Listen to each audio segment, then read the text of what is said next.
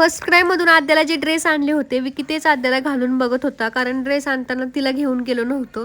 लगेचच आद्या नवीन ड्रेस घालून बघा तयार झाली. कसा वाटतोय ड्रेस नक्की कमेंटमध्ये सांगा. बाहेरून आल्यानंतर घरातली सगळी कामे आवरली. आद्याला पहिल्यांदा झोपवलं. आज बराच वेळ मला पुस्तक वाचायला भेटला, त्यामुळे भरपूर पुस्तक वाचलं. त्यानंतर 4-5 वाजता आद्याची झोप झाल्यानंतर मी गॅलरीत घेऊन बसले. उठल्या कधी ती किरकिर घालते, त्यामुळे लगेच काही खात नाही, त्यामुळे त्याचा मूड फ्रेश करायला लागतो. सकाळपासून पावसाची झिरझिर चालू होती.